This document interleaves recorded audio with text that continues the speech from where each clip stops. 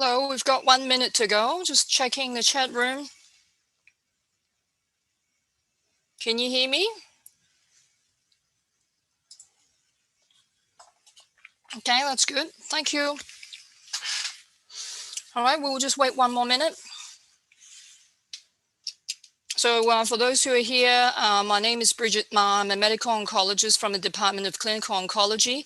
So for the next hour and a half, I'm going to talk to you about two subjects. Some of these are exam favorites. So like oncological emergencies in GI cancer.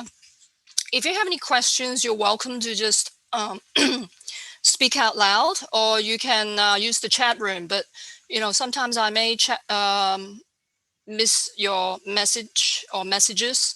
So there's also a raise hand function as well in case I miss it. Okay, so 1 more minute and we'll start. Okay, now let's do this. All right, so this is an extended version for Zoom. And so the goals of this morning's teaching is to have some fun, try to keep you awake. So there will be some Zoom polls, and you're very welcome to share your opinion, and then I'll share the result at the end. And the other aspect of today's teaching is to prepare you for sudden unexpected events in your final year exam. So I'll prepare you for all sorts of contingencies. For example, it could be COVID, or it could be a horrible examiner like myself, or it could be a simulated clinical case, and hopefully if COVID's under control, be a real life scenario. So last year, for example, we had simulated cases. So hopefully we'll prepare you for either contingencies. Okay, now some of the oncological emergencies which have been examiners' favorites, either as MCQ or short answer questions over the years, are highlighted in red. So if you're in a hurry and you don't know what to do, and it's 1 week before the final year exam, I recommend you to just cramp on those topics. For example, renal electrolyte disturbances, especially hypercalcemia, tumor lysis syndrome, has been on the exam on a recurrent basis. Cardiovascular, thoracic type of emergencies, SVC obstructions, neurological examinations, neurological emergencies, spinal cord compression, cord equina. But by far the most important is neutropenic fever. Okay, there are other emergencies which you probably will come across as a houseman, so you can learn it then. Okay, so we've got a poll just to give you a little wake-up call. Now I'm going to launch the poll. First of all, what's the most important step in the management of neutropenic fever? A, call your senior to cover you while you take your coffee break. B, perform a thorough septic workup and then start antibiotics once the workup results are available. C, take 1 set of blood cultures, then immediately start empirical broad-spectrum anti-pseudomonal antibiotics. And D, refer ICU straight away. Hopefully they have beds. So, all right. So you guys can cast your vote.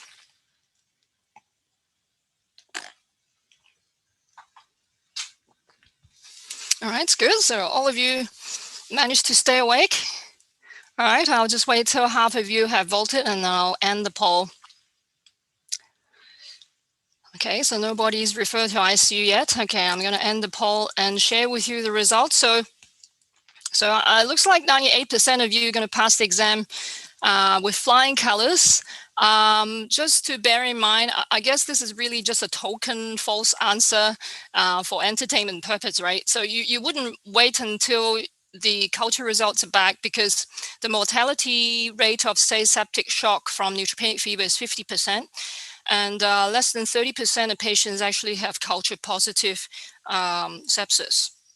Okay, thank you. All right, that worked. Now, so what's the definition of neutropenic fever? The important thing is to remember early recognition. So according to this guideline, which has been around for over a decade, the US Infectious Disease Society of America and later updated with the American Society of Clinical Oncology, this is what you would tell your patient: a single oral temperature of more than or equal to 38.3, or a temperature of more than or equal to 38 degrees Celsius sustained over a 1 hour period. So you would tell the patient, okay, repeat your temperature in half an hour if it's 38, and if it remains 38 or climbing, you should go to the A&E. And neutropenia is defined as the following: an absolute neutrophil count. And this is important because on the weekend, you don't get differential white cell count. So you have to request it. And you don't just look at the total white cell count, which could be misleading, especially in people with leukemia. They may have a high total white cell count because of their cancer cells, and then they could have 0 neutrophil count. So a neutrophil count of less than 1 is important. Now, in terms of severity, severe neutropenia means the ANC, or absolute neutrophil count, of less than 0.5. Profound means 0.1, and these have prognostic significance. So if someone has an ANC level of less than 0.1, the chance of them developing fever in the next 48 hours is over 20-25%. Now, another significance is the duration of the neutropenia. Prolonged neutropenia is defined as if it lasts for more than or equal to 7 days. So most chemotherapy would induce neutropenia for a few days, but some chemo cocktails, especially those for leukemia, lymphoma, you may have prolonged neutropenia. And some of those patients may even be on growth factors, but they can still develop neutropenia. And by far, the highest risk group would be those who had bone marrow transplant. Now, FN stands for febrile neutropenia. 30% of the patient will get major complications. This is irrespective of whether they get septic shock or not. So you need to recognize it early. And in the absence of septic shock, the mortality rate is about 11%.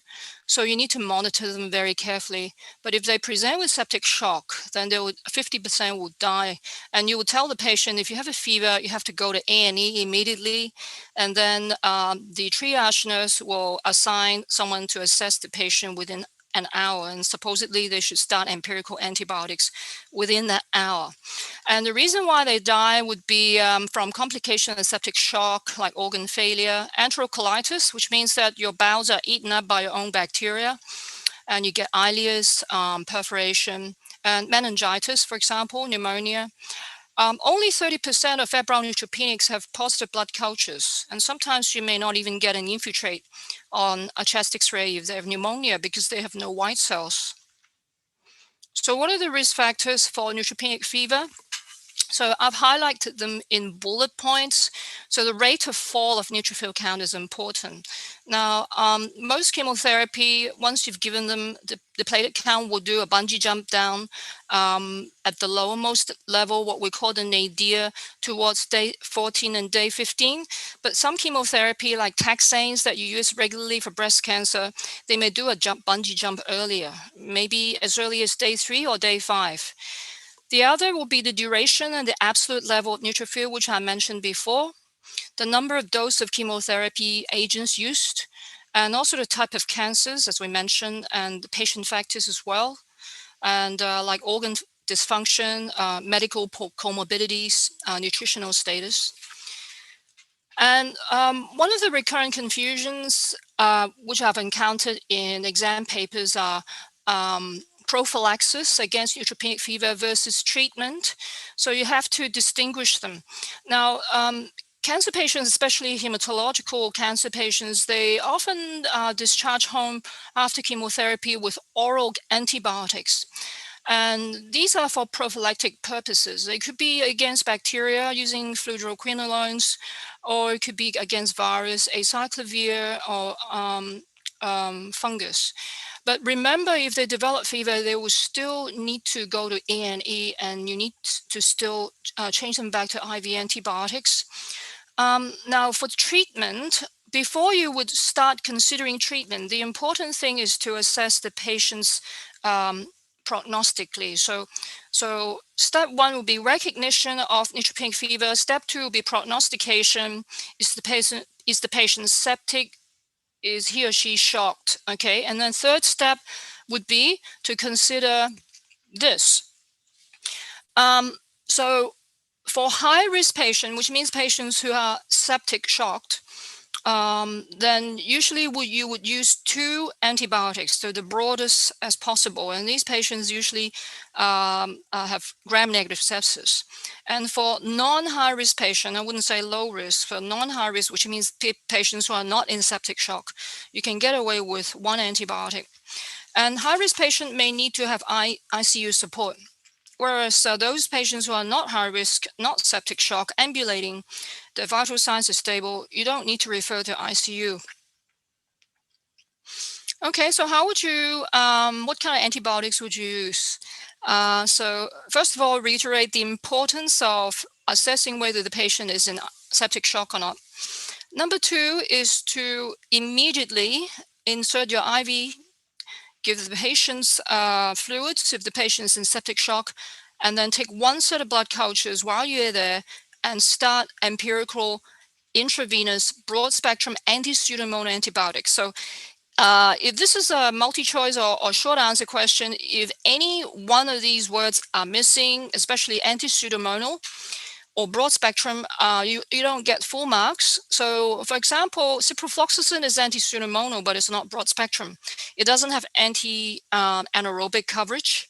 So broad spectrum, for example, like ceftriaxone is broad spectrum, but it's not anti-pseudomonal. So you need to be careful. And then now the use of first-line antibiotics depends on where you live. So in Hong Kong, fortunately, majority of the cultures which are positive in febrile neutropenics are gram-negatives. But if you go to other parts of the world, Western countries, MRSA features high on the list.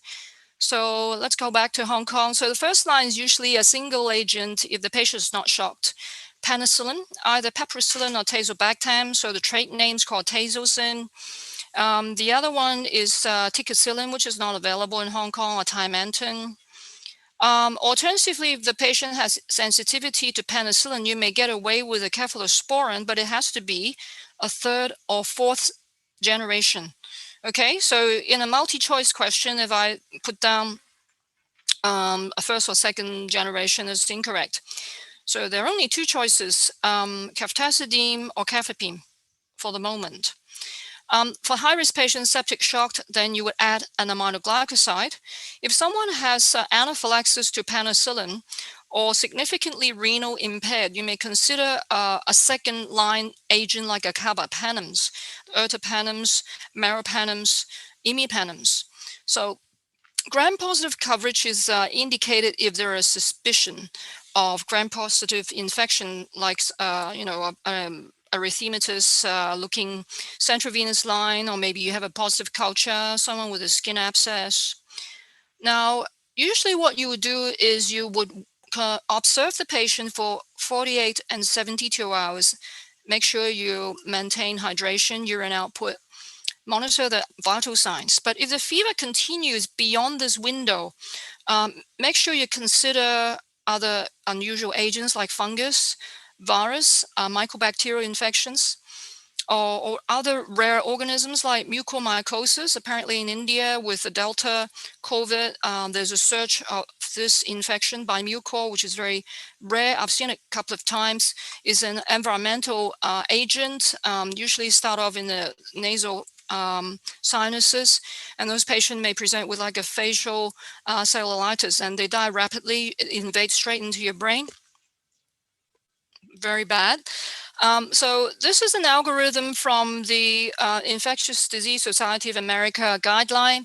I've put a big cross here because only Western countries can do this, because outpatient management of neutropenic fever requires a different sets of infrastructure. So in Hong Kong, if you identify someone with neutropenic fever, you admit them to hospital. Okay, so risk stratification, and then supportive measures, empirical broad spectrum anti-pseudomonas antibiotics. Okay, any questions? Okay, good. Let's see how many of you are still awake. So the poll is very helpful.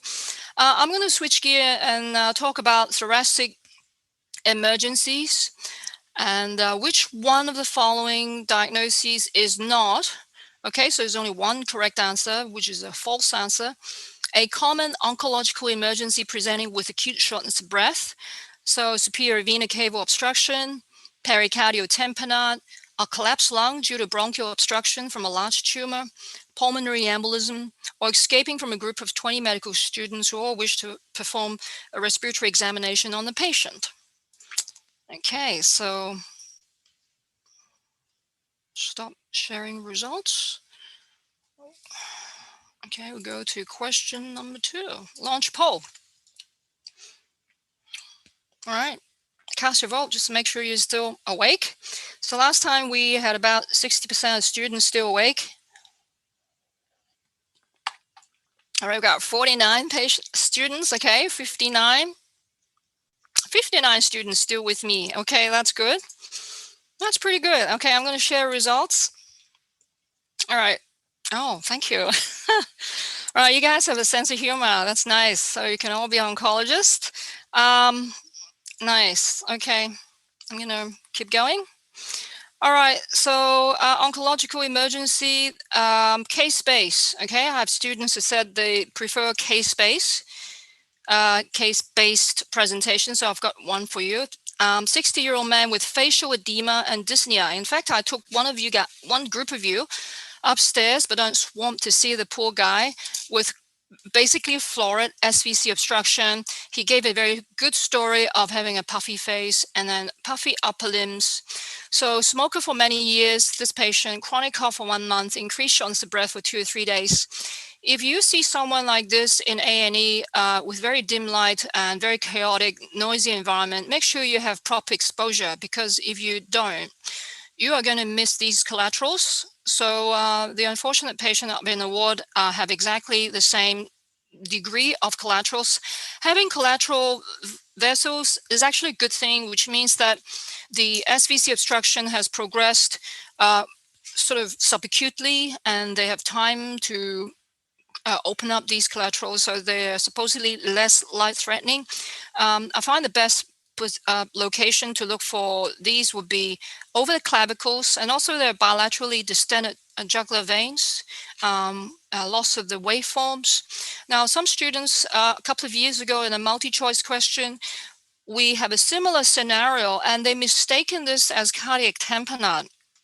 Now, cardiac tamponade doesn't give you upper body swelling. They give you right heart failure type of presentation. So it's just the opposite. The swelling is down below in the lower limb.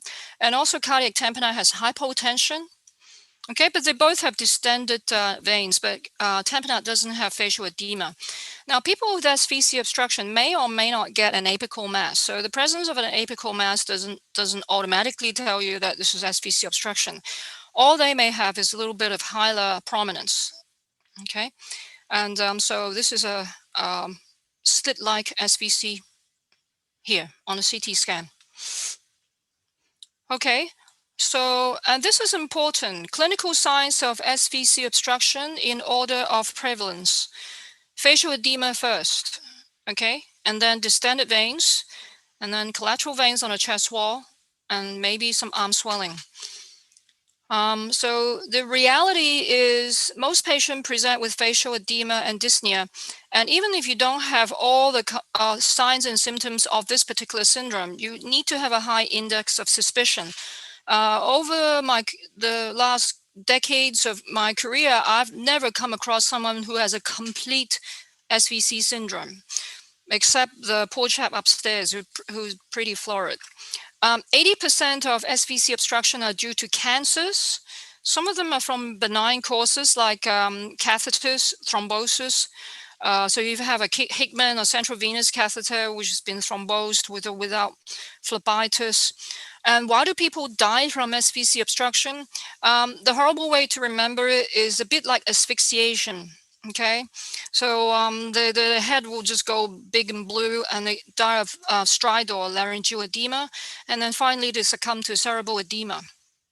Okay, so SVC obstruction also has a degree of severity. If someone comes in who's very alert with collaterals, just like the other guy, the picture which I've shown you, is still talking in full sentences, It is an emergency, but not a dire emergency, as opposed to someone, say, who are already a bit somnolent and have a hoarse voice. Okay. Now, what are the malignant causes of SVC obstruction? So top three, remember, great examiner's favorite. Okay, wake, wake, ring, ring, ring the bell. Examiner's favorite. Okay, top three causes: non-small cell lung cancer or lung cancer, of which majority are non-small cell, could be small cell. The other one is lymphoma. Okay, the third one is germ cell cancer. Actually, this is taken from an American textbook. Now, metastatic cancer usually not that common.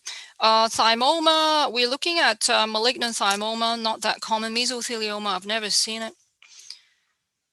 Okay, so how do you work up someone with malignant SVCO? I've put it here, step 1, 2, and 3 here. So if you come across this question in the exam, you'll be in luck. So you just follow these steps. So immediately give them oxygen, make sure that the airway is safe, and give steroids. Okay, the dose will be 4 milligram QID.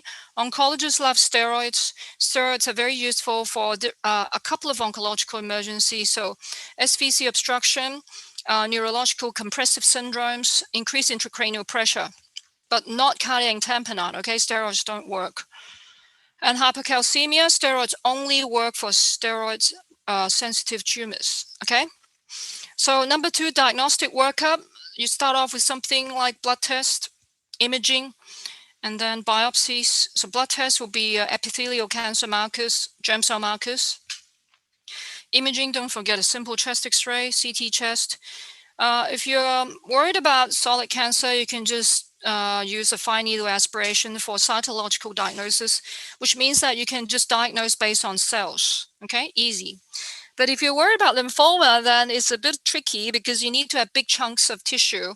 So we call histology with the cancer cell in the supporting stroma. And you need to ask the surgeon to do an excisional biopsy. And please do not withhold steroids while you're waiting for biopsy. Sometimes you hear from various oncologists, okay, if you give steroids too soon, you will affect the way we make a diagnosis of lymphoma. But I can tell you, if the patient's dead, then you don't have a patient to treat. Okay, so it is true that in some situation, if the patient is stable, we can get away with smaller doses of steroids while we're trying to get a diagnosis. Okay, but that's more advanced level. So how do you manage definitively? There are 3 options. Remember, there are 3 options. So radiotherapy first, chemotherapy, and stenting. Now, if you read some American textbook, or if you work in other departments, sometimes they put stenting first. But I can tell you why that's not a good idea. Now, radiotherapy is the commonest. It can be quickly done. So it's the first line treatment of choice for most cancer. Response rate is fantastic, unless it's a resistant tumor, which I'll tell you what in a minute. Chemotherapy is very seldom used unless the tumor is very chemosensitive. So small cell lung cancer, Burkitt. The trouble is venous access. Okay, so these patients already have upper limb swelling. So trying to give them chemotherapy through tiny veins could be difficult. Sometimes we have to get away with putting IVs in the lower limbs. Now, stenting, the problem with stenting is that if someone has a potentially treatable or curable cancer like lymphoma, you put a stent in, as you can see, you can see this huge stent here, okay? Most stents are permanent, some are not, but most are. So if the tumor is gone, the stent may migrate. So it's not a first line choice in Hong Kong. Now, sometimes if you're stuck in a hospital where you don't have oncology services or radiotherapy, or they could be miles away, then as a life-saving procedure, you know, I've seen stents put in as a first line, but these are exceptions. Okay, so that's SVC obstruction in a nutshell. So it's almost 10:30. So I have a question time at about 11:15. Okay. Okay, so another oncological emergency. So who can tell me what this is? 75-year-old man, if you're still with me, 75-year-old man with acute dyspnea, hypotension, and a background of lung cancer. So big veins, okay, swollen lower limbs, short of breath. It's got funny looking ECG, sort of one big, one small QRS complex, and then big, chunky boot-shaped heart. Hey, that's great. Excellent. Thank you. Wonderful. Thank you. Thank you. Nice. Okay. So how do you treat? Now, there's a difference between pericardial effusion and tamponade. So it's like a spectrum of conditions. So pericardial effusion, there are other non-malignant causes like chronic pericarditis. You can hang around with pericardial effusion without tamponade. Tamponade is deadly. Okay, so symptoms from a pericardial effusion or from an early tamponade will depend on the rate of accumulation. So just imagine you're standing in the beach. Okay, your feet are standing near the edge of the sea and the coastline, so the waves keep hitting your legs. So it's not really the amount of water which is present, but the rate of accumulation. So the rate or how strong the waves are hitting you. So now as little as a can of Coke. So a can of Coke is about 350 mils of fluid can cause tamponade. So sometimes in echo report, you see they're saying, okay, trace fluid seen, or 100 ml seen, or a liter seen, but no signs of tamponade. So it's really not the volume, but the rate of accumulation. So how fast your legs are being washed away by the waves. Okay, so the key physiological basis to tamponade is reduced diastolic filling of the right ventricle. So it's kind of like a functional right heart failure. The heart cannot relax, it's squashed. So there's a preload problem. So you cannot fill the heart. So the commonest symptom is shortness of breath again. Now, Beck's triad, students like triads, syndromes, and I can say for reference only, I've never seen all three at the same time. Hypotension, fixed structural venous distension, muffled heart sounds. You're lucky to get them. Sometimes you also get pulses paradoxes. So in an MCQ, these are also correct. Kussmaul sign is more commonly seen in chronic pericarditis, which means that when you're sitting up, you take a big breath in. You can look at it in the mirror after the lecture if you want, and the JVP will go down as you take a breath in. But Kussmaul sign means the JVP goes up when you take a big breath in. And lower limb edema. Okay, so ECG, electrical alternance. This is what this ECG showed, electric alternance. And the gold standard for diagnosis of tamponade is actually an echocardiogram. So if you're not sure whether the patient has a tamponade or emerging tamponade, get them in for an echo. And this is a nice mnemonic. I encourage you to remember it, RAS. So earliest preceding signs of tamponade are right atrial collapse. Okay, right atrial collapse begins first in late diastole or early systole. Okay, RAS, right atrial collapse in early systole or late diastole. And then if you ignore it, what will happen is that the right ventricle will collapse in during diastole, and then the left, and then you get a bobbing heart, sort of a heart bobbing within a bag of fluid, and then the patient faints. Now, how do you treat it? Remember, this is a functional right heart failure and is due to a problem with preload, failure of diastolic filling of the right ventricle. So counterintuitively, you actually can give gentle IV fluids. Some students actually have trouble doing sort of accepting this fact because someone's got heart failure. Why do you want to give fluids? This is a functional heart failure. You give gentle IV fluids. If someone is shocked from tamponade to improve the preload, and you give oxygen, while you buy time to perform an echo-guided pericardiocentesis and then pigtail, make sure in an exam you send off the fluid. Don't just throw it away. Send off the fluid for culture, biochemistry, and cytology.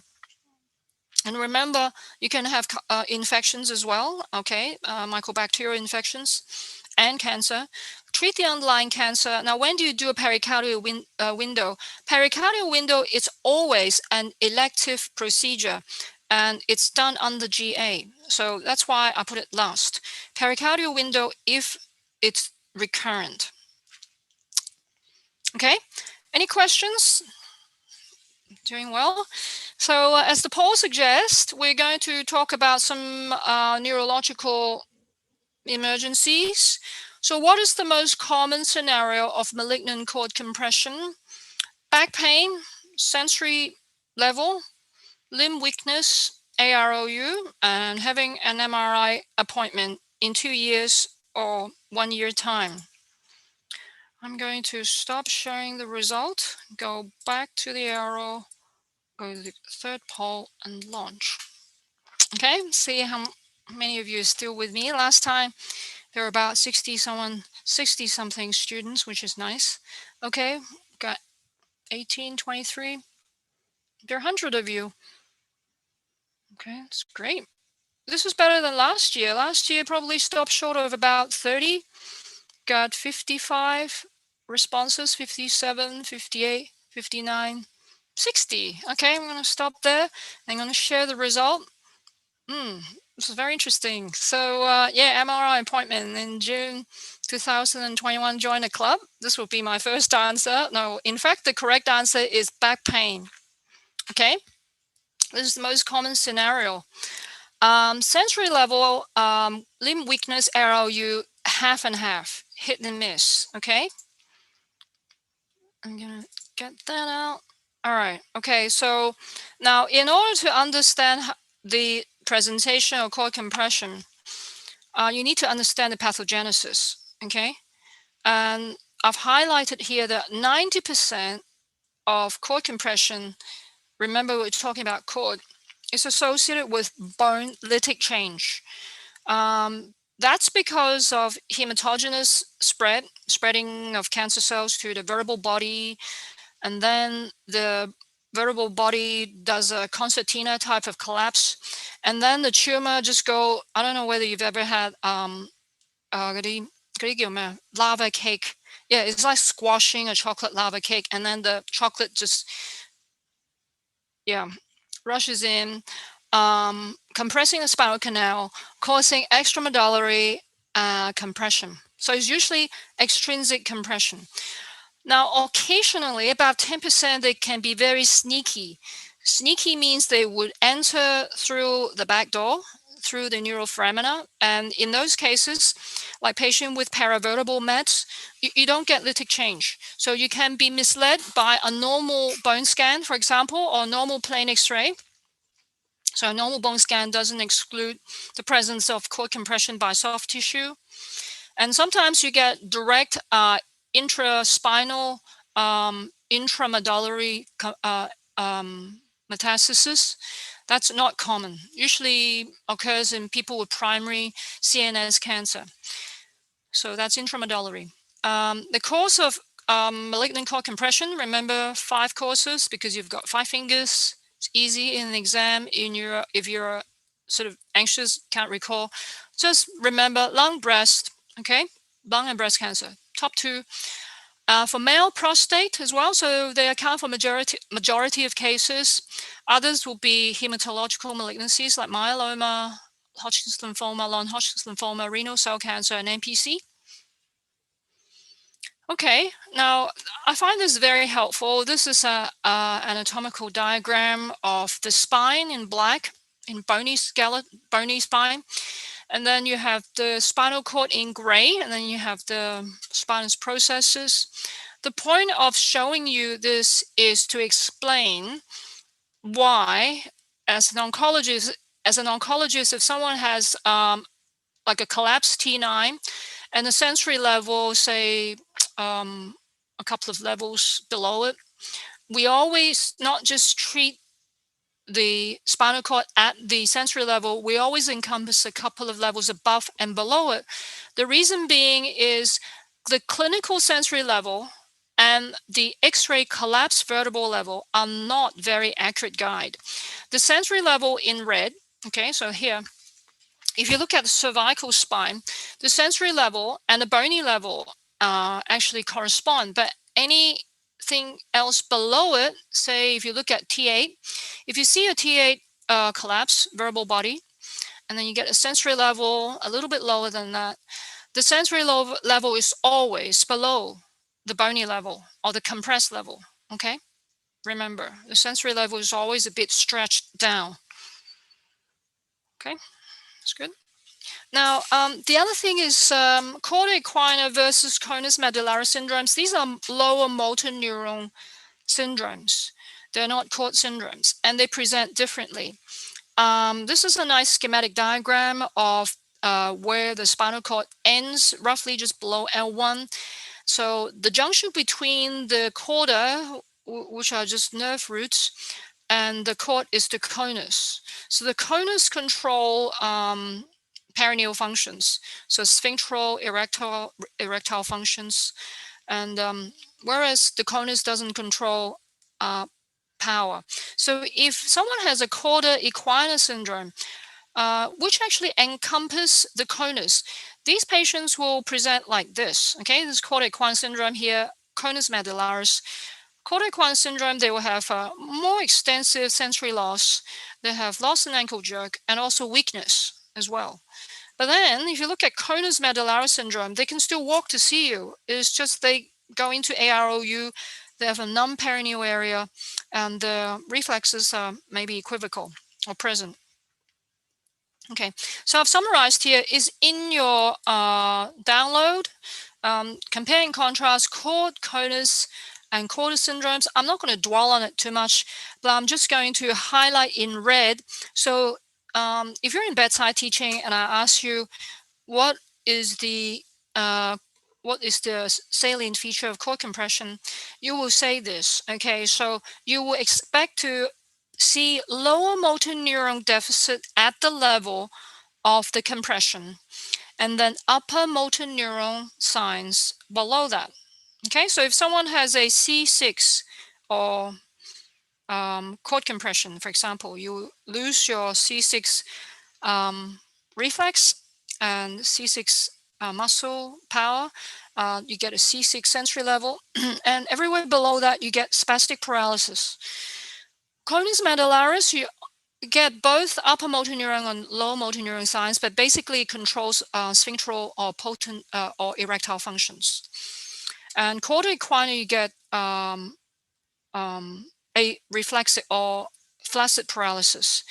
But the interesting thing about all these three syndromes is that sphincterally, they all present with AROU. So that's why I'll tell you, I'm going to skip the other and come back to that. So that's why I've put this here, because a lot of students get very confused about the different types of sphincteral disturbances that you see in chord or chorda syndromes.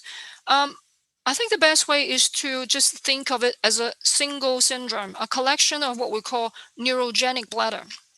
And nearly everybody with this kind, with whether chorda or chord, present with AROU. So neurogenic bladder is an umbrella term. And if someone has spinal cord injury after presenting with AROU, once it's established injury, you get what we call detrusor sphincter dyssynergia. So what it means is that the bladder will contract out of synchrony from the urethral sphincter. So these patients will feel the urge to go to the toilet, but they cannot go in time. So they get urge incontinence. Now, as opposed to, say, someone with conus or chorda, they have a reflexic bladder. So they go into urinary retention, and in time they have overflowing incontinence and a distended bladder. And very rarely you may get frank incontinence. Sometimes you can do that. And then how do you treat malignant compressive syndromes? They're all and what are the prognostic factors? So let's come back to the presentation. So 90%, up to 90% present with the back pain. And pain can be absent in a minority of patients, say with soft tissue compression. And the pain is characteristic, so make sure you remember this. And just over the years, I have admitted patients for urgent MRI based on the history alone, because they may not develop symptoms. So in someone with cancer, a new onset back pain with an unusual characteristics, especially those of a radicular nature. So if someone has a thoracic spine compression, they said the pain radiates down to the front every time they cough or strain, and it's progressive. It wakes them up from sleep. Make sure you admit them to hospital for an MRI scan. Now, about 60 to 90% of patients may have some subjective weakness. Some of them may have some objective weakness. But remember, 70% of patients can still walk into your room. So the fact that they're still ambulating doesn't exclude that. Sensory level is hit and miss, usually about 50%, and usually after developing weakness. And please do not wait for the sensory level to appear before you act. And then finally, you get AROU. So what are the prognostic factors? And this is important if the patient asks you, am I going to ever walk again? This is what you tell him or her. It depends on two factors: ambulatory status at presentation, so whether the patient walked in or carried into you. The other will be speed of onset. So speed of onset means if the patient suddenly developed from walking to nothing within days, okay, chances are that the cord has been infarcted, and chances of them walking again may not be that high. Okay, and also the longer the motor deficit has been prior to presentation, the lower the chance of walking again. Okay, I'm going to skip this. So how do you manage malignant cord compression? So this is in steps.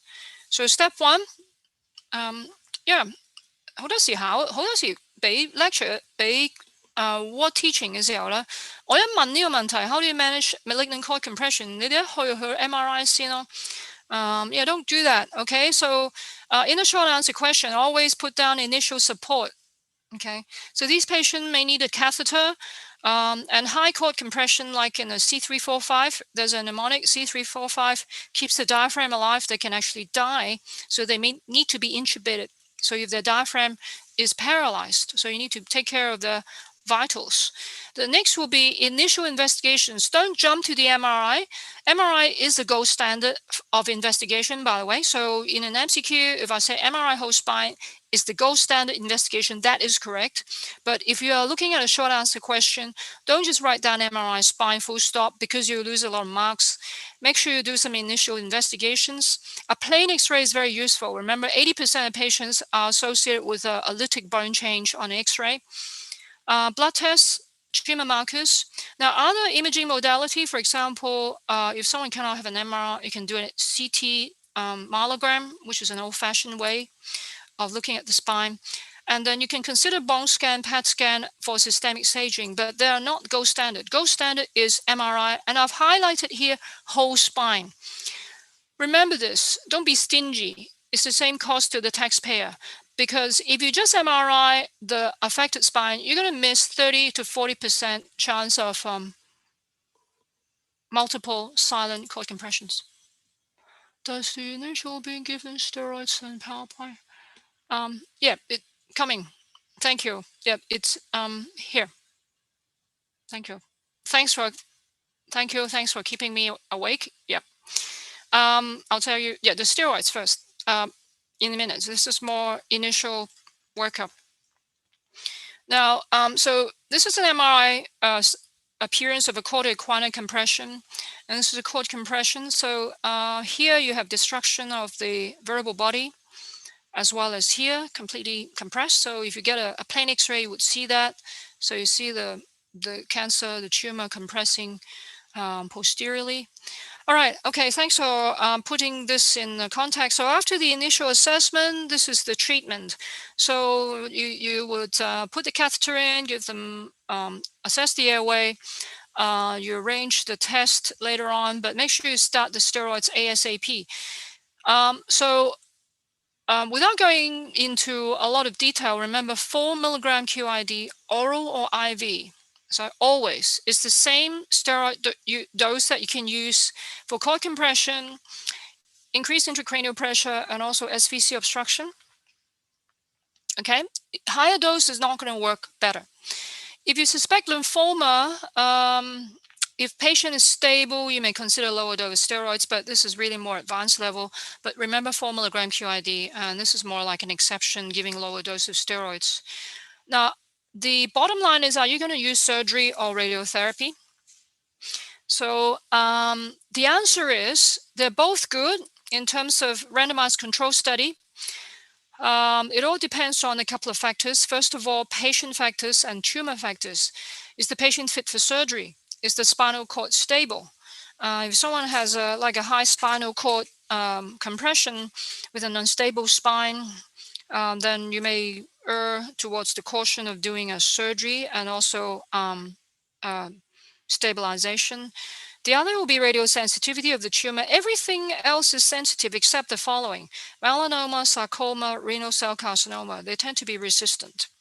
Resistant doesn't mean we don't give them radiotherapy. When we are stuck with no surgical, with the patient not being a surgical candidate, then we still give radiotherapy, but the chances of them recovering, if they have a melanoma causing cord compression, will be lower as opposed to, say, lymphoma.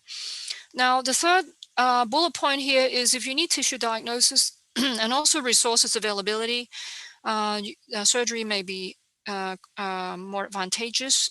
But if you look at level 1 evidence in a randomized control trial, surgery versus radiotherapy, they have similar survival rates. Surgery tends to have a better recovery rate. That's probably because of selection bias. For someone to undergo surgery, you need to be a bit fitter. And nowadays with radiotherapy, besides the traditional standard of care, SOC stands for standard of care, of 30 gray in 10 fractions, which means you give 10 treatments.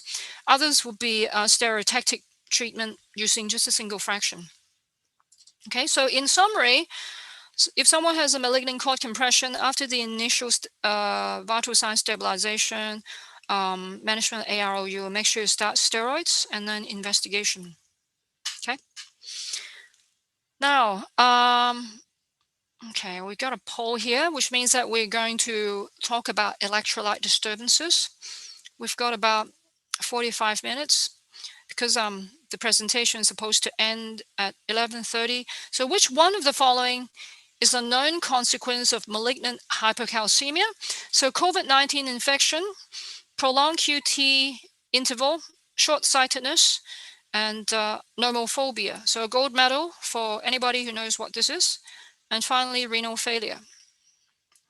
Okay, I'm going to go to the next poll. Launch. Wow, they did attention span 都好勁啊. Does anyone know what nomophobia is? 唔知啊. Well, someone seems to know. Okay, nomophobia is oh, 有喎，真係好勁. Ah, yeah, thank you. Yes, the lack of mobile phone. It's the curse of the modern human. All right, thank you. I'm going to show you the result. Yeah, okay, these two students, nomophobia, you can email your names and I'll give you a gold medal at the end of your training. That's great. Okay, so it's renal failure, most common consequence. Now, prolonged QT interval is wrong. It should be shortened. Hypercalcemia going up, the QT interval goes down. Okay. All right, stop sharing results.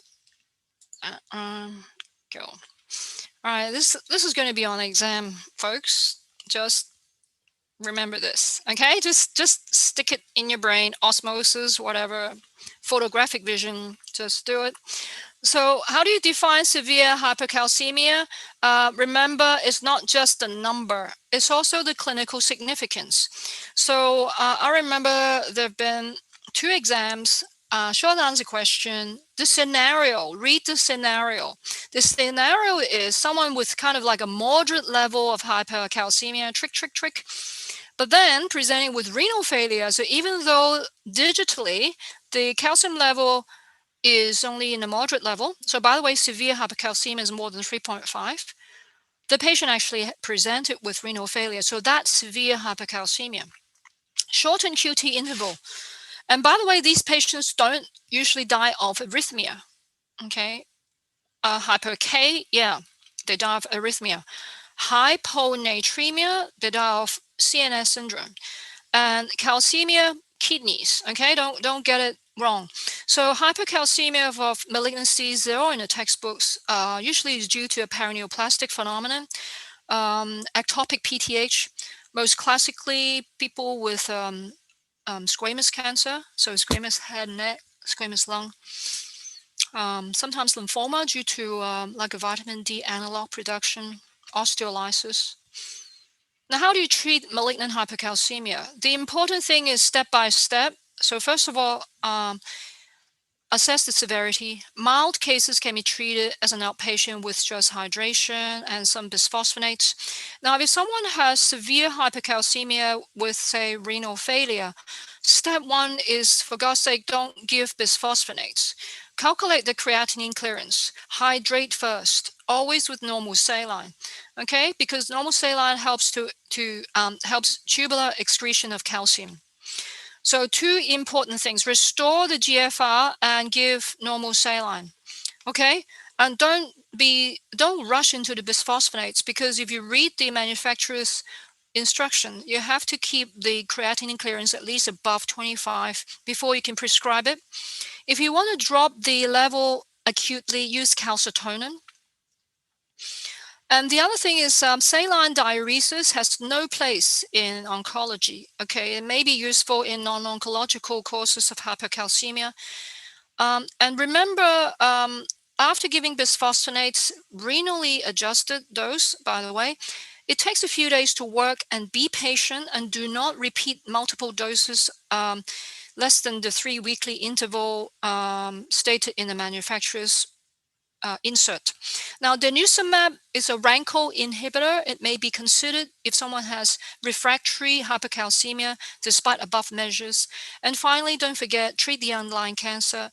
Now, steroids are only useful for treating hypercalcemia associated with steroid-sensitive tumors like lymphoma and myeloma, but not in solid tumors. Okay. All right, how are we going? Tumor lysis. Oh, good. Okay, we got a break. Now, last on the list would be tumor lysis syndrome.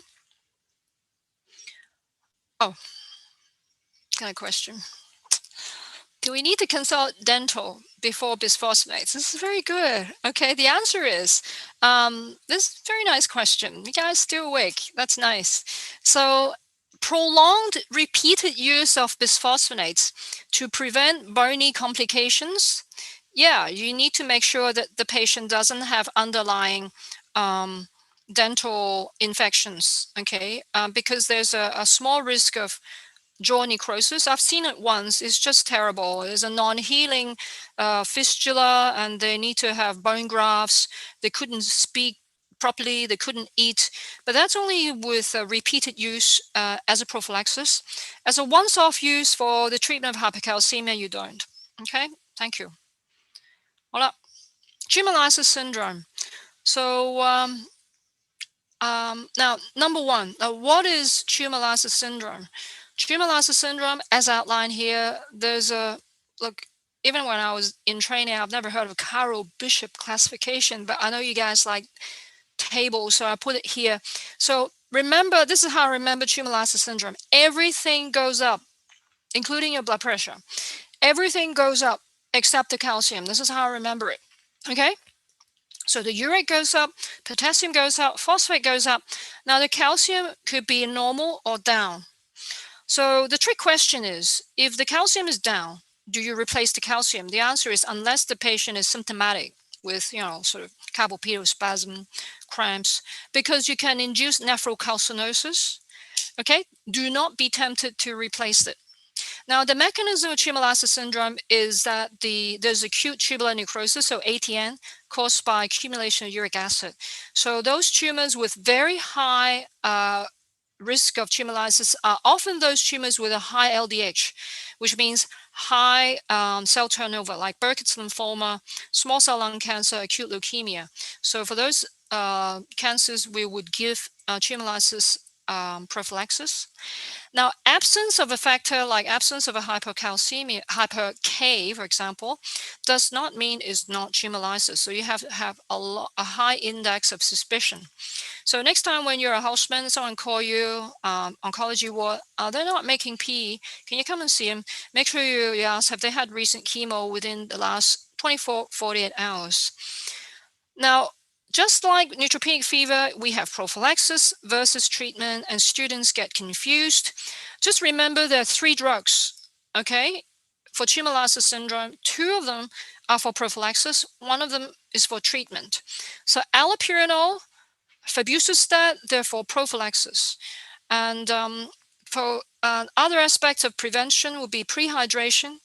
Allopurinol is a xanthine oxidase. Make sure that you click on a little square when you're ordering it in the investigation in the CMS portal. Check the HLA. This is a SNP which is associated with increased risk of Stevens-Johnson syndrome. So allopurinol is one of those dirty drugs that you can, it's examiner's favorite. It gives you renal, hematological, hepatic, and also cutaneous toxicity. So if someone says, can you name a drug that can cause this? If you just throw allopurinol, your examiner will be very pleased. Okay, it's a pretty good guess. Febuxostat is good. You don't need renal adjustment, but avoid it in patients with significant ischemic heart disease. We don't use urine alkalinization now. So how do you treat established tumor lysis syndrome? So remember hydration, and maintain renal perfusion and maintain urine output. So put a catheter in. Don't just ask the patient to pee. They're usually too weak to even get out of bed. Now, respiricase is something that you and I cannot produce in our cells. So this is a recombinant uric oxidase. So make sure you check the G6PD level before you use. Some centers may use this as a prophylaxis, but it's mainly used for treatment. Okay, and then you support the renal failure and do not replace the calcium unless you're forced to.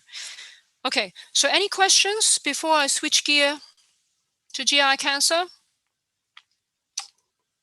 Are you guys still awake? No questions? Can grab a coffee if you want. I've got about another 1 minute.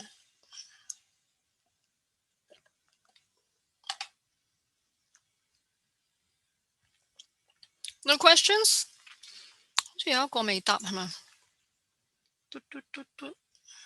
哦，唔好意思。For pericardial effusion, is the main cause due to pericardial metastasis? Yeah. Yeah, it's not usually paraneoplastic. It's usually due to direct pericardial metastasis. That's good. I've answered all your questions. That's good. Okay. So I'm going to talk to you about luminal GI cancers. Luminal means you can put an endoscope into it, except pancreatic biliary cancer. So I think Stephen would have covered that with you. So we'll journey our way from the esophagus down to the rectum today. Okay, esophageal cancer. Yeah, let's start out with something interesting. So there's something called the esophageal cancer belt, which roughly corresponds to the Silk Road. So in the Middle Age and medieval time, without refrigeration, so it's pretty cold outside and there's not much fresh vegetables. So you're carrying your pickled vegetables with you and lots of vodka. So that's why you get a lot of these cancers in the northern part of China, Korea, Japan, and also Asia Minor.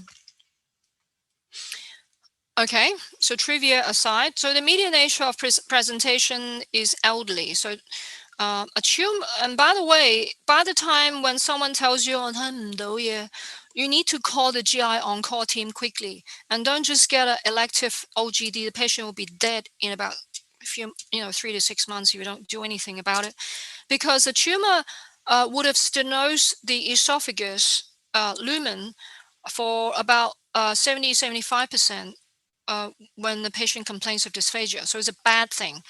So if they have dysphagia and weight loss, that's even worse. So make sure you act quickly. Now, painful swallowing is not a common presenting problem of esophageal cancer. Smoking, alcohol overuse are known risk factors for esophageal cancer. Strong liquor. So the most likely etiology for esophageal cancer is squamous cell cancer. So repeated inflammation, repeated injury in Asia, in Hong Kong. Now, unfortunately, over 50% of patients have metastatic disease either in regional lymph nodes or in distant sites at presentation. So the diagnostic investigation of choice is an OGD and a biopsy. Now, this is an important information in terms of staging. So next time when you are houseman and you're taking a consent for a patient going for major surgery, or you're a junior resident, surgical resident, and then the patient pay for $10,000 for a PET scan. 冇擴散啊，何醫生，冚唪唥 OK 啊，嗬。Make sure you tell them, well, we won't know until we're actually inside, because the sensitivity and specificity of CT PET scan, none of them are 100%. So for CT scan, if you're looking at T stage, it's hit and miss sensitivity. Nodal stage, 70% accurate. M stage, which is presence of absence of distant met, 80% certainty. PET scan slightly better, okay, in terms of distant met detection. EOS is a lot better for T stage, but there could be occult changes which are not evident on a CT or PET scan, so it could be an open and closed situation. Probably more so for gastric than esophageal, but make sure you bear that in mind. So two major pathologies. So on the left here, squamous. So here there's a nice pictures of all these swirling, like Van Gogh's sky, starry sky, swirling squames, epithelium, tumor cells. Commonest in Asians, proximal location, male-female ratio, 3:1. And the risk factors, besides all the good things in life, including nitrosamines, sausages, kimchi. But don't tell the Koreans, okay? They think kimchi can cure all illnesses. And it's also very delicious. So hot drinks, achalasia, tylosis. Tylosis means that these patients get squamous hyperplasia all over the body. Is an inherited condition. Plummer-Vinson syndrome. So you get spoon-shaped nails, esophageal webs, and iron deficiency anemia. Now for squamous esophagus, they're usually sensitive to chemotherapy and radiotherapy if they're not operable. Now, and then you go to the right-hand column here, adenocarcinoma is commonest in the West.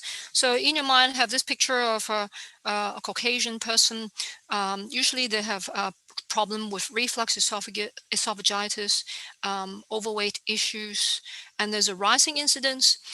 Surgery is the main treatment, and chemotherapy and radiotherapy sometimes used as a neoadjuvant. Okay, so this is a tumor arising from the GE junction.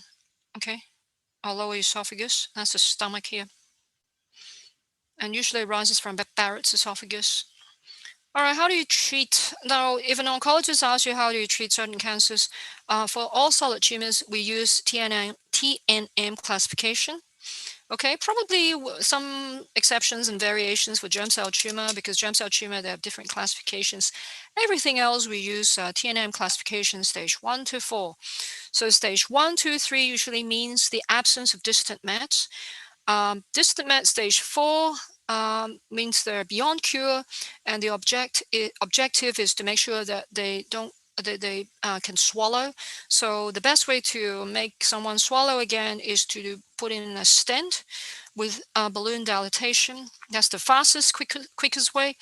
Radiotherapy doesn't work all the time, but it's a lot better than chemotherapy. So radiotherapy may be 50-50 chance of improving swallowing, but stenting is by far the best. And then those in the middle. Now, stage 2, stage 3 esophageal cancer means that the tumor has involved the regional lymph nodes. The key thing to remember is, suppose you're in an OSCE station and the patient's got esophageal cancer. 點醫啊，醫生？咁割到就割咯。Okay, 割唔到就 refer oncologist 咯。So oncologists, what we'll do is for squamous cancer, if it's inoperable, we can consider what we call radical. Radical means potentially curative concurrent chemoradiotherapy. So concurrent chemoradiotherapy is a standard of care for inoperable squamous cancer. Now, for inoperable adenocarcinoma, you can either give concurrent chemoradiotherapy or you can just give chemotherapy alone before surgery.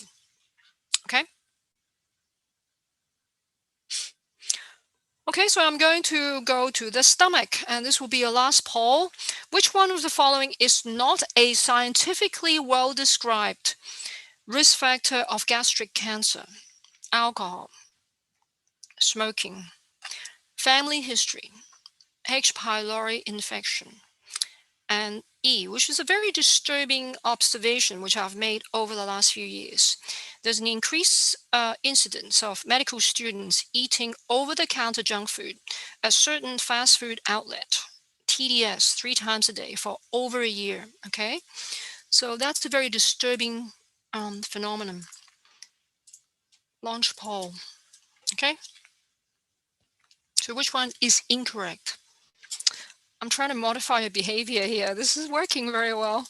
So 36, 38, 42, 45. Wow, over half of you is still with me. I'm very pleased. 63. Okay, that's great. That's it. 67%, 68%. All right, just can't make it. Oh, just made it to 70. That's great. That's fantastic. Okay, so you guys get proper food. Okay, don't get junk food. Some of those food items in that particular joint is actually class 1 carcinogen. So get something a bit lighthearted. All right, stop sharing result. Okay, gastric cancer trends okay, let's look at pictures first. Okay, this is a picture. So most cancer arises from the fundus here, and then the pylorus. Remember pylorus, they get pyloric obstruction, they vomit, okay, they get the succussion splash. I've heard it many times actually. And then some of them arise from the cardia, and then you have GE junction. So there's a declining trend of non-cardia gastric cancer due to better living conditions, while refrigeration has dramatically reduced the incidence of gastric cancer. However, the incidence of cardia gastric cancer has increased. Geographically, environmental influence on pathogenesis is important. So Japanese migrants, when they emigrate to Hawaii, they actually have a lower incidence of gastric cancer because they can't get their pickles and all that stuff.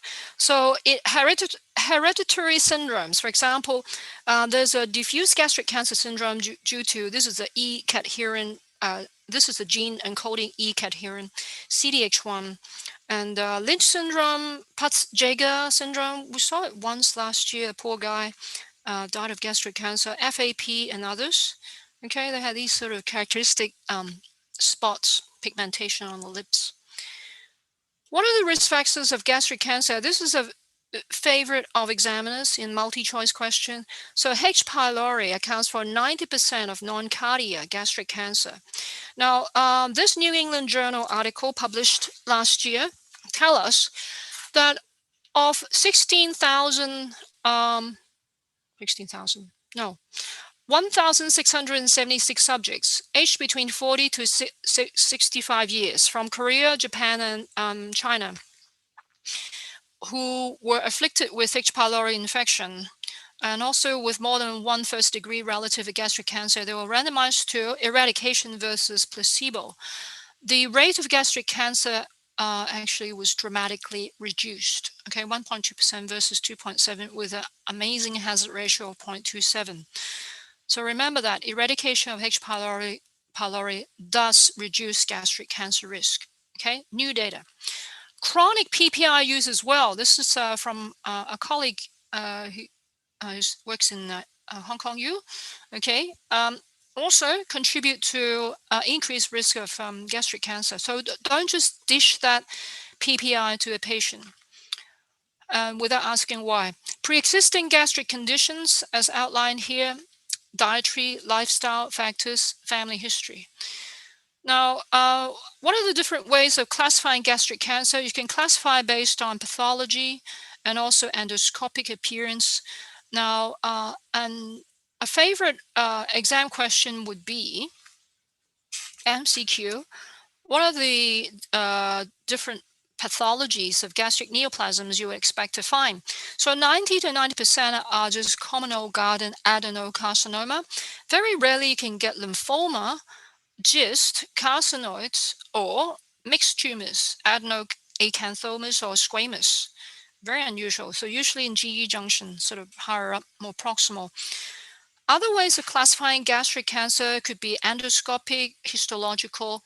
Now, endoscopic, the only one I like to highlight is this one, the diffuse type, or linitis plastica, or 而家都冇人用暖水袋㗎啦，嗬？係啦，用嗰啲咩 warm hand pack 嘅，個個我女都用。So 暖水袋 stomach 咯，Linus plastica. So this is terrible because at the initial presentation, if you put a scope in, you don't see anything. You don't see polyp, nothing, ulcers, and not until you get random biopsies. This is a particularly horrifying condition for patients with diffuse gastric cancer family syndrome.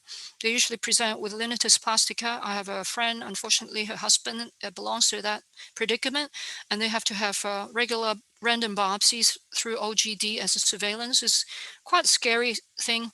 So this can present quite late. Okay, now histological classification could be intestinal. So it looks like here, intestinal, you see, all nicely arranged, or diffuse, which means they're quite alloplastic. You don't see any structure. And now, interestingly, intestinal tumor, intestinal type of gastric cancer are most commonly due to H. pylori, whereas diffuse type are mostly found in inherited syndrome or younger women. And you may see signet ring cells as well. So if you see signet ring cells, think about, is it possibly an inherited condition? And supposedly these two classifications have differential response to different type of chemo, but these are all just subgroup analysis. Okay. Now, you don't really need to know this for your exam, but just know that nowadays we have molecular classifications of every cancer, including cancer of the big toe. Okay, that was not serious. Okay, so molecular classification of gastric cancer, there are several classifications. The two most important ones are, first of all, the TCGA one. The other one is the Asian one.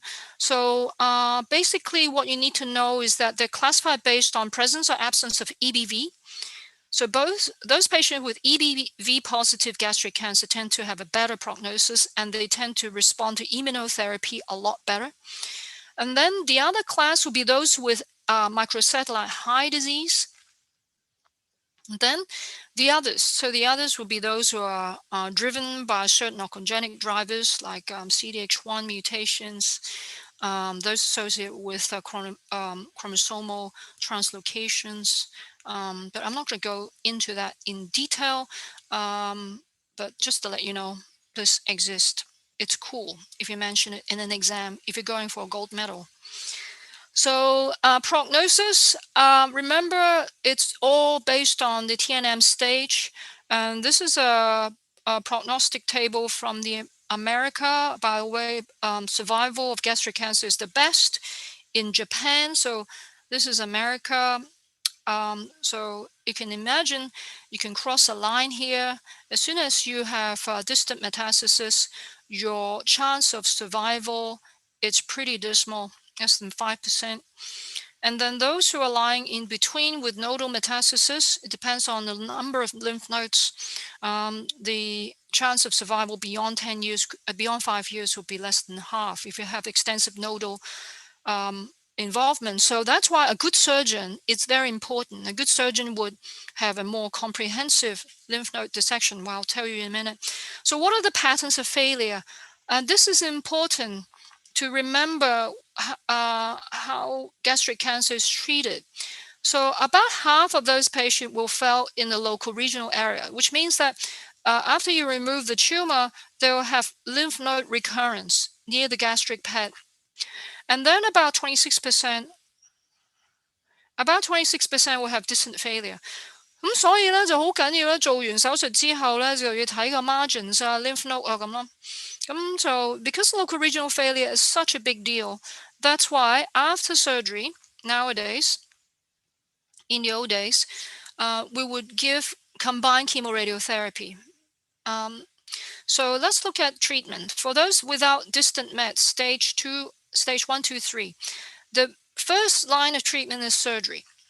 For those patients with lymph node involvement, we would offer either combined chemoradiotherapy based on a very old study from the US, or give chemotherapy alone. But over the last 5 years, increasingly, we are not doing chemoradiotherapy because we have very good surgeons over the last 10 years. I have to say, we're very good surgeons, very adequate lymph node dissection. So this American approach to post-op chemoradiotherapy is still a standard of care. But in Asia, where lymph node dissection, D2 dissection is commonly used, chemoradiotherapy is less popular now. But in an MCQ, if I put down post-op adjuvant treatment, which one is an acceptable standard of care? If I put down combined chemoradiotherapy, it is a correct answer, as well as adjuvant chemotherapy alone. So adjuvant chemotherapy alone, as long as you have an adequate surgery means D2 dissection, which means more than 30 lymph nodes removed from the surgery. Okay, so 30 is the magic number. For colorectal cancer is 12, more than 12. So gastric 30, then you can give chemotherapy alone.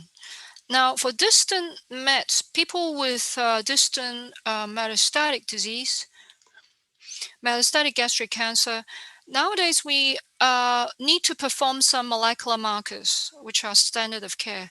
HER2, MSI level, and PD-L1 level. I may not have time to go into detail, but basically these are predictive biomarkers. Say HER2 is a membranous associated tyrosine kinase, and it is overexpressed in about 20 to 30% of gastric cancer, and also breast cancer as well, and to a minor extent in other cancers, and is a predictive factor for using anti-HER2 antibodies, trastuzumab and others.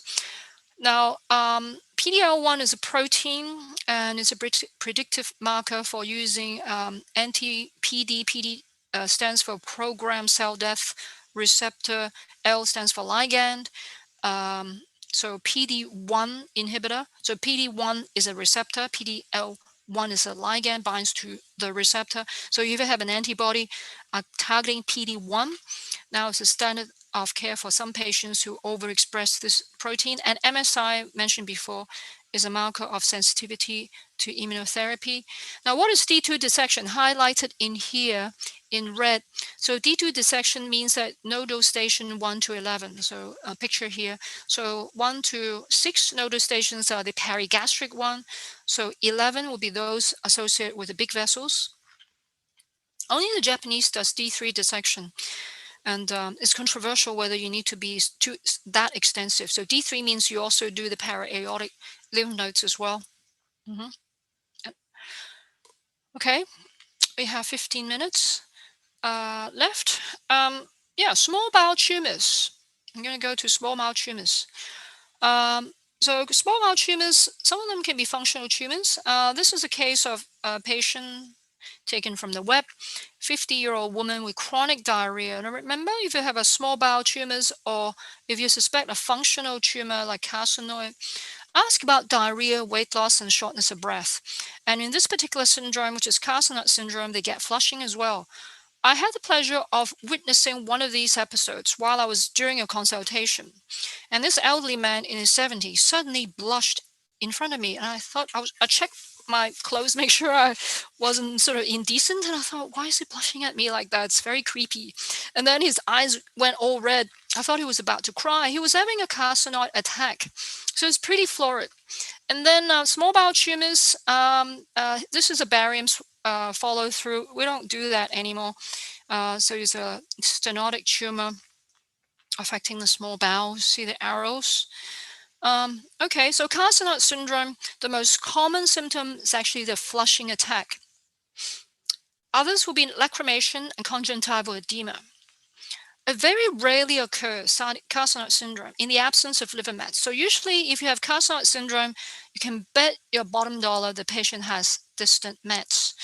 And it's caused by secretion of vasoactive peptides like serotonin and kallikrein, and not somatostatins. Okay, so in MCQ, carcinoid syndrome is due to vasoactive peptides, serotonin, kallikreins, but not somatostatins.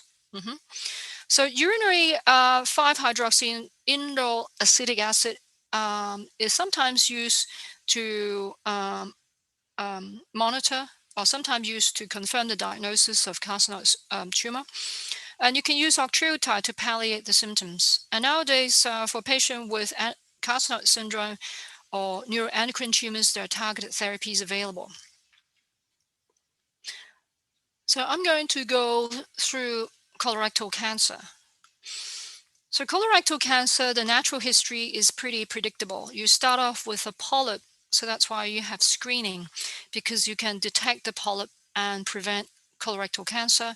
And then it eats its way through the muscularis layer and into the subserosa, into the nearby lymphatics, go into the bloodstream, and then usually go to the liver. So liver is a common site of metastasis in over 70% of cases. So if you come across someone in a PET scan with a colorectal cancer and they have mets everywhere but not the liver, think twice. Could it be a double primary? The exception is rectal cancer can sometimes skip the liver and go straight to the lung. All right, so how do you define the colon from the rectum? They're treated differently. So basically, rectum is defined endoscopically, 15 centimeter from the anal verge, endoscopically, or pathologically, the tumor that lies below the peritoneal reflection here, as I've highlighted in red arrow. So the significance of that is the tumor which arises below the peritoneal reflection has a high local recurrence risk because of the very tight surgical margin, as you can imagine, in this particular area. So before the advent of modern surgery, local recurrence can be as high as 30% following rectal cancer resection. But nowadays, the local recurrence rate with modern surgery or TME surgery is less than 1 to 2%. Now, pathogenically, majority of colorectal cancer arises from the left side of the bowel, and some arises from the rectum. And in terms of the course for your exam, if the poor patient said, "Why me? Why me?" just tell them, well, that's because of bad luck. Unfortunately, 80% due to sporadic course and 15% due to bad genes. Okay, bad genes either due to MSI pathway, due to the presence of DNA mismatch repair defect or mutation. There is a molecular classification of colorectal cancer as well. I'm not going to go through all of them. They're called CMS 1, 2, and 4. 1, 2, 3, and 4. CMS 1 classification tends to have a higher concentration of patient with MSI high tumor, which means that they're more sensitive to PD-1 inhibitor. Okay, so I'm going to go through a case and then we're almost there. This is a real patient. Yeah, I'm seeing him every year now, so he's cute, and he's a really nice guy. Mr. Chan's 58. He was 58, presented with PR, bleeding, abdominal pain, and sorry, I got the gender wrong here. Pre-op CA level was 40, and colonoscopy showed a stenotic lesion. And this is the hemicolectomy report. Now, when you look at the report, make sure you look at the following items. The number of lymph nodes removed. Okay, so here only 11 lymph nodes removed. So prognostically, this is bad. It needs to be more than 12. Okay, remember 12 apostles, more than 12.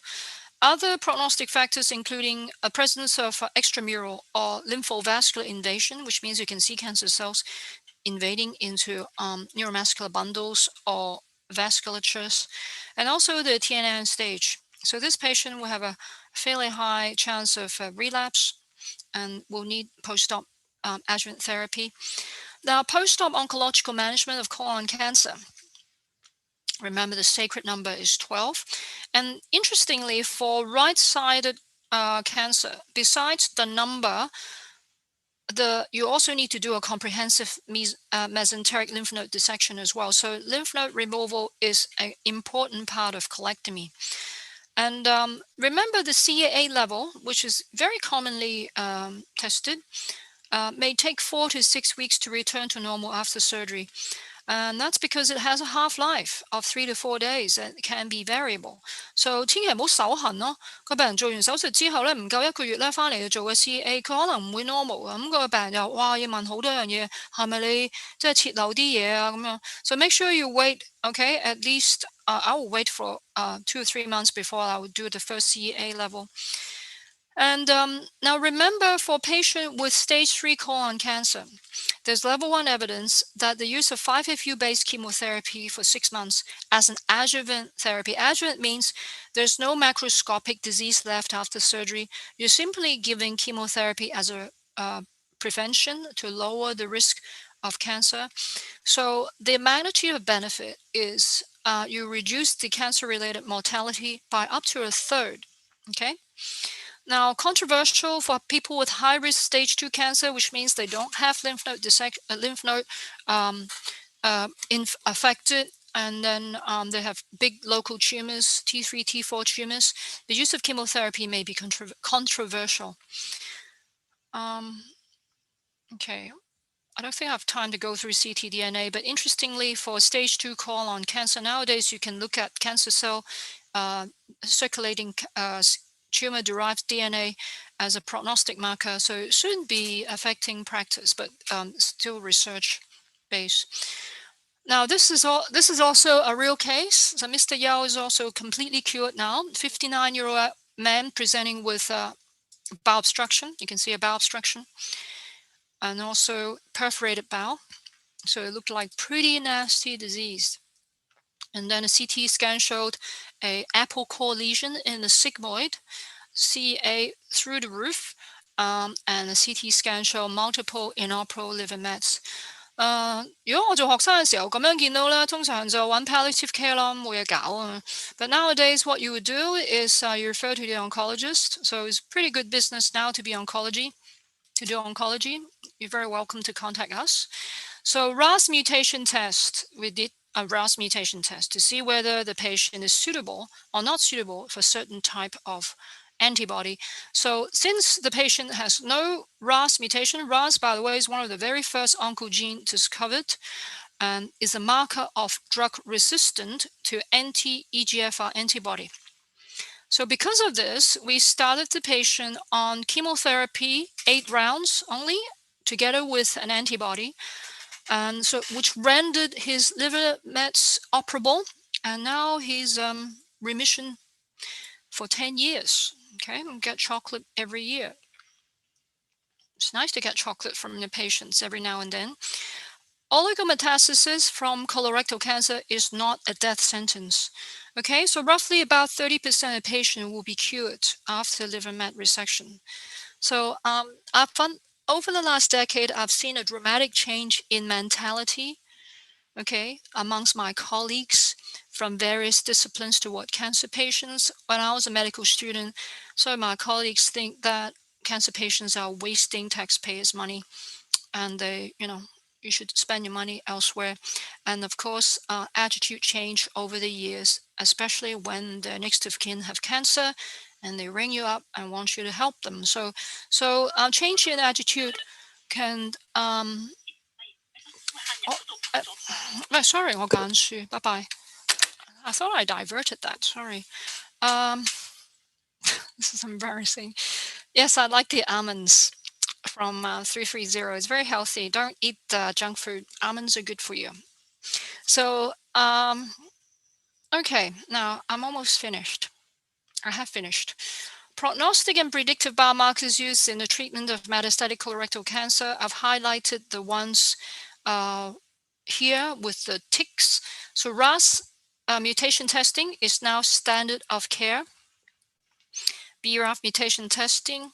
Okay, the tumor-sidedness also is important. People with right-sided, let me just listen there. Right-sided tumor tends to respond poorly to antibodies as opposed to left-sided tumor. But emerging markers would be things like tumors with low TMB, stands for tumor mutational burden. Okay, and also increasingly we're doing MSI testing for colorectal cancer. 咁所以嗰啲剔咗啲咧就而家做嘅咯，未剔嗰啲啊，其他啲就未做住啊，各位，我驚 confuse 你。剔咗嗰啲而家就做，所以 standard of care SOC those which are ticked。好啦，I'm gonna probably pause here. I've got 2 minutes left. So rectal cancer. The main difference between rectal cancer management and colorectal cancer is that if you look at the rectal cancer here, this tumor which arises from the rectal cancer wall has these tiny little sort of invasive front into the mesorectal fascia. So if you try to resect this tumor, you ended up having a positive surgical margin. So a patient with this type of what we call high-risk rectal cancer, which means T3, T4 tumors involving the wall and beyond of the mesorectal fascia, they will need to have preoperative chemoradiotherapy. So multidisciplinary care is important. If you're interested, every month on the second Wednesday, we have a combined MDT session. If you'd like to join, if you have time, you can let me know. So proper staging is important. Total mesorectal excision surgery or TME surgery is now the standard of care. And circumferential surgical margin is the strongest predictor of post-op recurrence. Pelvic radiotherapy is important in a neoadjuvant or an adjuvant setting of rectal cancer. And the use of chemotherapy is usually in combination of radiotherapy in a neoadjuvant or adjuvant setting. Neoadjuvant means preoperative treatment, okay? And indications for preoperative chemoradiotherapy are those big chunky tumors in which the surgical margins are affected or threatened. Okay, so what is CRM? Circumferential margin, it's in red, highlighted here. So this is a coronal view that you see sometimes in MRI pictures. So that's the tumor here. The yellow fatty bit is the mesorectal fascia. These are lymph nodes. And the surgeon's knife will be in the dotted line. So as you can see, you can get a positive margin sometimes if the tumor involvement is extensive, just like here. So this is what we call a threatened margin because the tumor is touching the supposed surgical margin of the CRM. Sometimes the tumor will go beyond that into a nearby tumor. So all of these tumors will need to have preoperative or neoadjuvant chemoradiotherapy. Okay, so I'm gonna probably just stop here. I added 2 extra slides. 你之後仲有冇？你哋之後仲有冇 lecture 啊？各位，我驚 overrun 咗啫。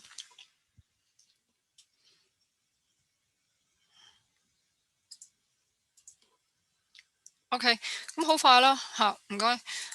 So yeah, immunotherapy in GI cancer. So you remember these guys? Okay, James Allison discovered CTLA4. So what are, and then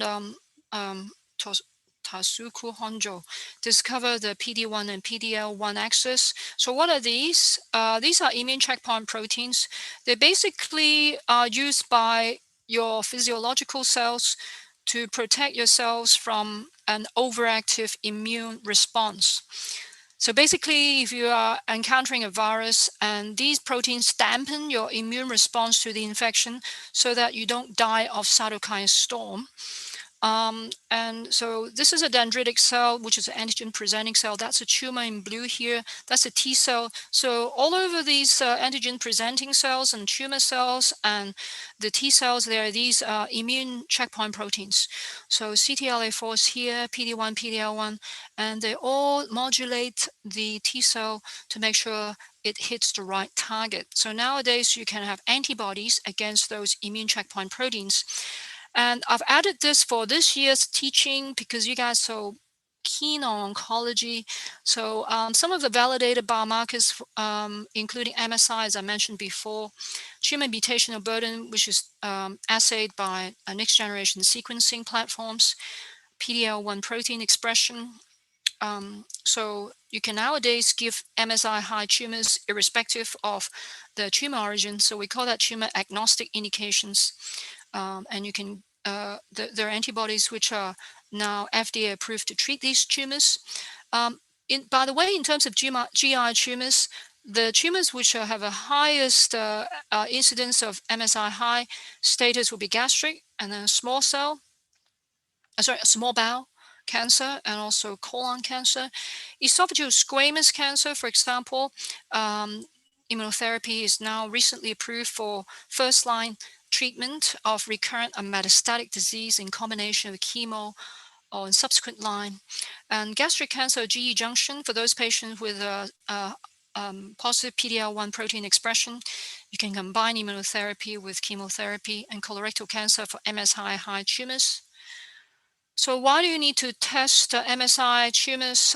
Because here, if you look at the incidence of MMI deficiency, beyond GI cancer, endometrial cancer, also gastric, small bowel, colorectal, and the prevalence depends on disease stage. So those in red are late stage. As you can see, if you're going to do MMR testing, focus your attention to the tumors which are more likely to be tested positive, so gastric, small bowel, and colorectal. So thank you. So I hope you had a nice session. I have a question, and I hope to see you at my bedside teaching, and make sure you wear proper attire. Hazmat suits are not provided. I have a question. Cord compression. You mentioned if the patient has a rapid change. Sorry. If a patient has a rapid change in ambulatory state, like within a day, they're more likely to be able to restore than those not so. Is this because the infarct was not so well established, so prognostically it's better? Now, the there are two. Let me thank you. Thanks for your question. So I need to clarify. Sometimes I'm not clear, so I need to clarify. So there are two important factors which will predict whether the patient will do well after treatment for cord compression. One is whether the patient walked in to see you, so the ambulatory status of the patient. So if the patient has not been able to walk for weeks, okay, in a wheelchair for weeks before they see you, they're not going to walk again, or the chances of walking will be very low. The other factor will be the speed of deterioration. So if the patient was talking to you when you admit them and they could still walk, but then when you do your evening round, they said, I can't lift my leg. So this is a rapid onset of weakness.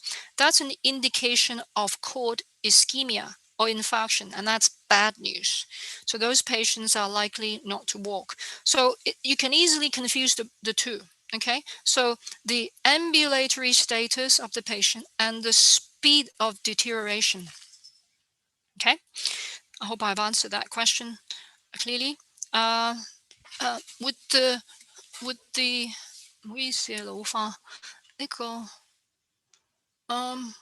Would the treatment of EBV positive gastric cancer different from other types? Yeah, it's based on a Nature Medicine paper. The first author is a Korean. They identify the EBV positive and MSI high gastric cancer models. They respond a lot better to PD-1 inhibition. So those patients will respond better to immunotherapy. The problem is when you use a drug as an oncologist, you need to look at the label. So currently they are labeled, which means FDA approved for MSI high tumors or those with a CPS score of more than 10 in gastric cancer. So if you have an EBV positive tumor, I think you should you should do the MSI and also CPS score as well. So if you see an EBV positive tumor in an early setting, all you can tell the patient is that you may have a better prognosis, but they're not treated differently.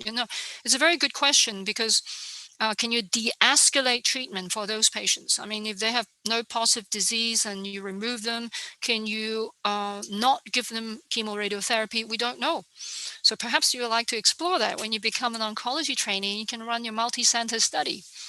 That's great. Okay. If an inadequate number of lymph nodes is removed in colectomy, would that change the plan? Yeah, thank you.